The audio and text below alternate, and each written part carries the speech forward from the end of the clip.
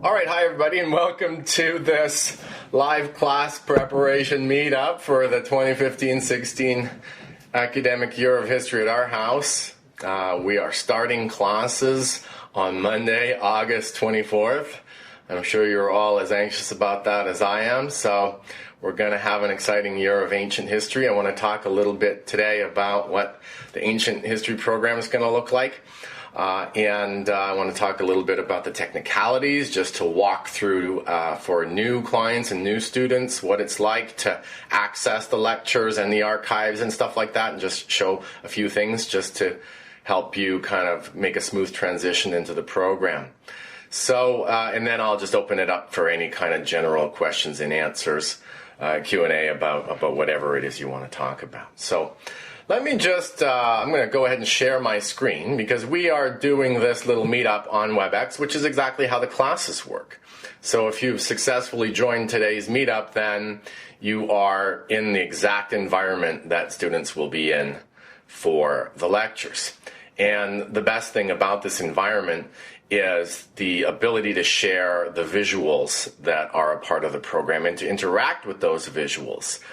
In addition, of course, to being able to talk with each other and ask each other questions and give answers and so on. So it's an interactive environment, and it's also a visual environment. So if I go ahead and share my screen right now, then you get to see what my screen says. And of course, this is the History at Our House front page. And the reason why I'm showing this here is just to give you a little demo of what it is that you'll do if you're going to join a live class, or if you're going to access the archives, what that's going to look like. And so you don't have to, in the past when History at Our House was still really new, every level had its own URL, and you had to save it in your bookmarks, and you had to have passwords and stuff like that to manage. Well, now we have nicer setup these days with this with these plugins, and it's all run off of WordPress, which is just wonderful. So all you have to do is go to the front page of History at Our House, and right there on the top right in the menu bar, you will see My Purchase Content. So if you go there, and I'm just clicking on that now, and you should be able to see me doing this live. I think, let me click on it again to make sure I click it. Okay, so now, barring too many internet-based delays, there we go. So I am currently, in effect, pretending to be a lower elementary ancient history client. So as the administrator of the site, I can do be whoever I want to be here. So evidently, whatever it is that you've purchased will show up here then as the product to which you are subscribed. And so right now I'm pretending to be a lower elementary ancient history student. So I would click through that, and that would take me to the archive for lower elementary ancient history. So when you get there, you will see now this setup as of today. And it's very straightforward as to what you need to do if you want to join the live class, because that is the very first thing you see on the screen. So you have live lecture access starting Monday, 10 a.m. Central, on August 24th. So basically, to get to the class, all you just click that link. And since today you're here on Webex, you've already got the software installed, and you've already got your computer, functioning with the microphone and the speakers and everything. So that's great. Just click on that, and you will join the class. And hopefully 5 minutes ahead of time, at least, please. And so that helps us avoid or deal with any problems, technical problems that we may have before class starts, and that way we don't have to delay the start of class. And then we just get into the material. And so you'll see also on the class webpage something that might be a little bit at first confusing as to why it's there, but you'll notice that there's two different sets of archives here. And so what this is, the 2011-12 monthly archive, is the old version of ancient history. The last time I gave the course, there are clients using ancient history as we speak, and they might be right now in using the March archives of that program, and so I don't want to deny them access to those resources there. So these are there, but these are not relevant to you if you're in the live program. if you're in the live program, 2015-16, obviously, your links are going to show up here. And so it'll be September. As of Monday, it'll be September, October, and so on. And what will be there is links to maps, if I want you to have a downloaded map, or a link to a PDF, some sort of resource that you might use in class or after class, or print off and that sort of thing. So for instance, one of the things that we'll be talking about a lot in the coming year are what I call anchor facts. And so students will receive a timeline much like this one. And so I still haven't 100% decided what the initial timeline is going to look like here. But they'll receive a timeline like this. Veterans of the class know what this is, and we had a similar anchor fact timeline to this for American history. And we will start to set the full context for the program that we are going to study. And one of the things that's unique about History at Our House, and this has been evolving over time, but it's much more the case now than it ever has been, is that every part of what we learn is connected to everything else that we learn. So we never give up on the information that we acquire, let's say, about Christopher Columbus in 1492. Most people would agree that that's a fact that belongs in American history, but we don't just study that in American history as if it has no relevance to our understanding of things that came before or after. So we retain these, what I call now, anchor facts of history, which are crucial to understanding how humanity has gradually progressed from the ancient context, which we're going to focus on this year, all the way to where we are now today. So we make sure in History at Our House to focus on the most important facts of history and to remember them and to see how they're all connected and to see how history makes sense as a sum. So we are going to study, of course, this year, Egypt and Mesopotamia is where we're going to get started, because that's as far back as the information we have available through modern scientific historiography now. So we can go back to about 3000 BC. And of course to the pyramids of Giza and the amazing constructions of the ancient Egyptians and so on. And we will learn about that culture and the pantheon of gods and so on. And it's quite fascinating, and life on the Nile. And then we will move over to Mesopotamia, another river valley civilization. And in particular, we'll look at the various kings and the city-states of Mesopotamia and what their culture was like. And all that is to set the context for something amazing, to set the context for a study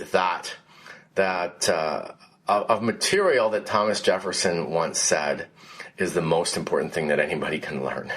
And I agree with Thomas Jefferson about that. He said that ancient history is that knowledge most useful to us. He was speaking, of course, of the founding fathers. And that's why we have anchor facts, for instance, such as the Declaration of Independence, because the study of ancient history, well, these cultures, Greece and Rome, they're long extinct. Nobody lives in those places anymore, not in the sense of the ancient cultures that once existed. We have, of course, modern Greece, we have, of course, modern Rome and stuff like that, but very, very different places. And so how do we, as people living in 2015, how do we connect with the ancient world? Well, we do so by a variety of means, and one of those is by recognizing that there really would not be a United States of America today if the Founding Fathers did not understand ancient history. And that's an amazing fact, and it's a fact that is, as I like to call it, present-centric. So in other words, it has to do with the world as we experience it around us. It's about the place that we know, the place that we're living right here and now. And it wouldn't be the way that it is if this bridge didn't exist between us and the ancient world. And so we're going to focus on bridges like that between us and the past so that we don't fall into the trap that too many historians fall into of studying and presenting the past as if it's something completely separate from us. Our world came to be the way that it is, very much so, because the Athenians invented democracy. I mean, my goodness, everybody around America talks about democracy nowadays. It's a little bit of an error in a really important way. The United States was created as a republic, so that makes it very important for us to study the Athenian democracy and the Roman Republic, the first times in history where those things were ever invented, ever created by human beings, and what the fate of those governments were. And they did eventually disappear, but they left a permanent trace.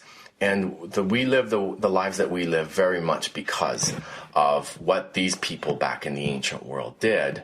And of course, one of the very visible traces around us is the religion of Christianity, which originated in the Roman Empire. So we're going to look at that and talk about how these ancient developments were transmitted to us all the way here.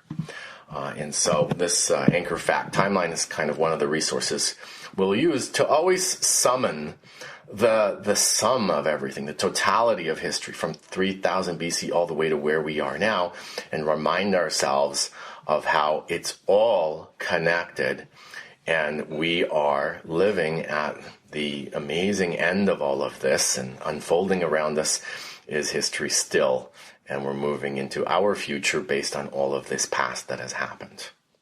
So, anyway, that's just a little bit of the content that we're going to be studying today. These are the kinds of resources. This is what's called a PDF. So this is the kind of thing that you'll see a link to it on the class webpage. And this is probably an old format here, but I can take you to the 2011-12 just to demo that. Or maybe what I should do is take you to last year's American history to give you more of, you know what, I think I'm going to do that. I'm going to pretend instead to be a junior high American history student, and I'll just show you. There's nothing magical about it, but so this is what was going on last year, of course. And if we were to look at the August resources for the junior high last year, see, it would be lecture 1, and there was a handout. It's a PDF. And you would have been able to download that. And then after the lecture gets presented, there are 2 ways that you can consume that. You can just download the audio lecture, which is an MP3. So if you happen to, download it onto your iPhone or whatever and just listening to it when you're going for a walk or you're in the car, that's one way to do it. Of course, you don't get the visuals, that you don't get to see my cursor moving around, and you don't get to see me highlighting things and stuff like that. But if you have the opportunity, of course, then your best option is to view the screencast, which is made available via YouTube.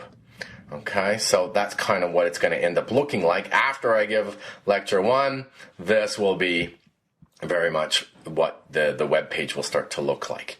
And this will be the very same theme that we address in lecture 1, of course, from a slightly different angle, because we're going to be looking at ancient history. All right, so that's what it's going to look like.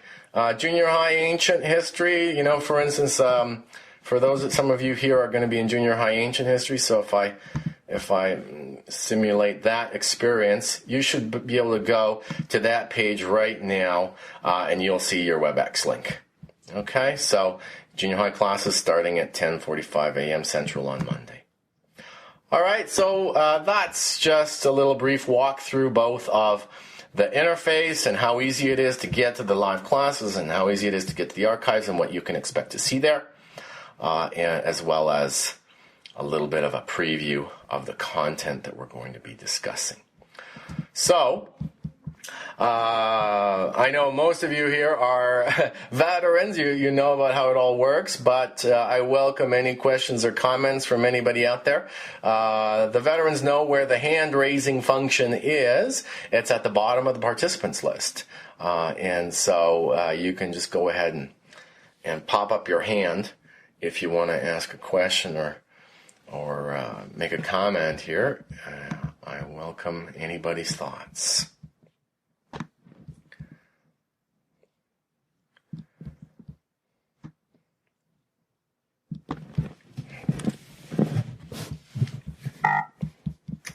Sue, go ahead.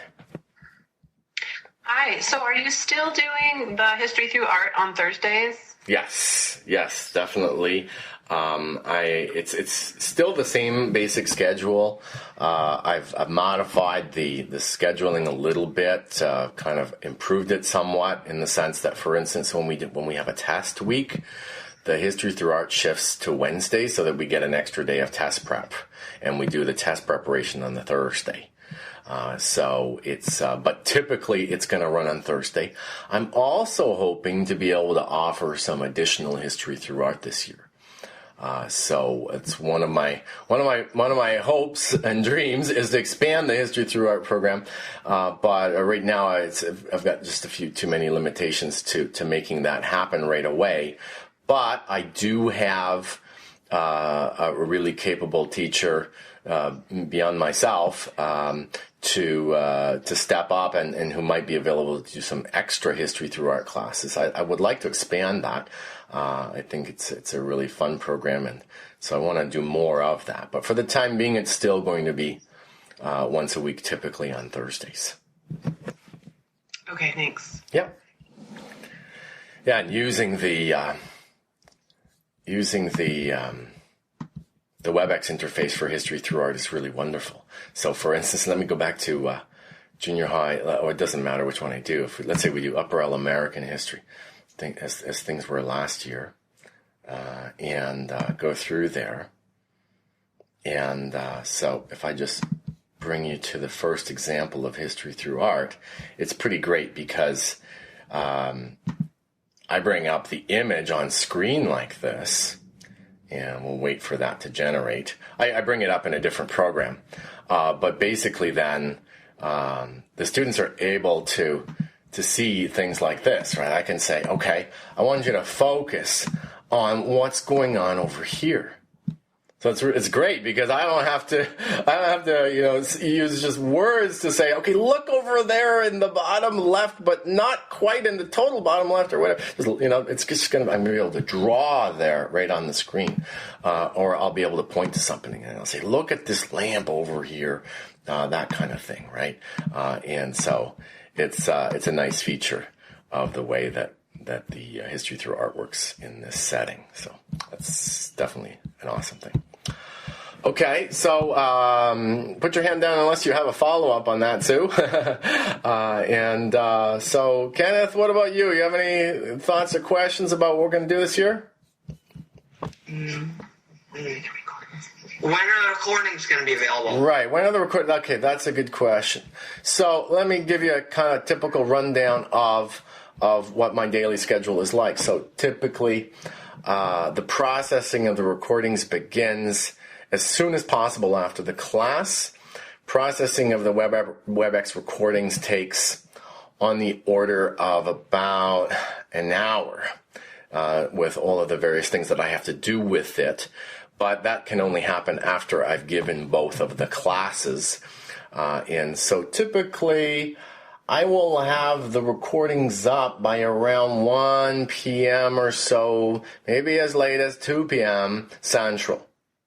On the same day of the lecture. So I have about a 99% success rate at doing that. Occasionally something might happen, or, rush to the doctor for something or whatever. But typically it'll be there by mid-afternoon of the same day that the lectures were given. Okay, so that will help you. Hopefully. What time zone are you, Kenneth? Mountain. Okay, so you're a little bit further over, so that gives you an extra hour to get things done, basically, or not so much in the morning, of course. So you got to wake up earlier. So probably getting that lecture in. If you got to do a lecture, say on a Monday to prep for a Tuesday class, then you want to try to get it in the middle of the afternoon on Monday, if you're not attending that live class. But that should be possible. Of course, maybe you have to fit it in an hour before class is another possibility the next day. But I think you should be able to figure out a way to get it in the same day. Okay, thanks. Okay, good question. No problem. All right, so anything else?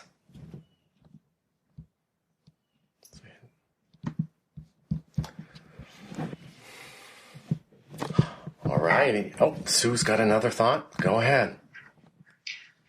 Just quickly, I guess I'll need to change the login so that it shows Julia's name and not mine. Is there a way to do that? Yeah, so how did you, right now when you typed it in, I think every time you join the meeting, you have a chance to write your name, right, to type your name. Oh, so you can just choose whatever name. It's not based on the login. Yeah, and I prefer students to just either use their full name or just their first name. Okay, great, Yeah. thanks. That's fine, whatever she prefers. Yeah, rather than the parent's name. Yeah, yeah, easier on me. So, all right, that's a good question. All righty. Well, everybody here is going to be pretty much set, I think.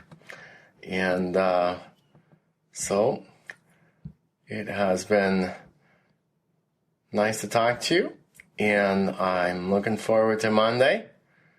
We'll hopefully launch into an exciting school year together and enjoy the process as we study the ancient world and see how it connects up with where we are now.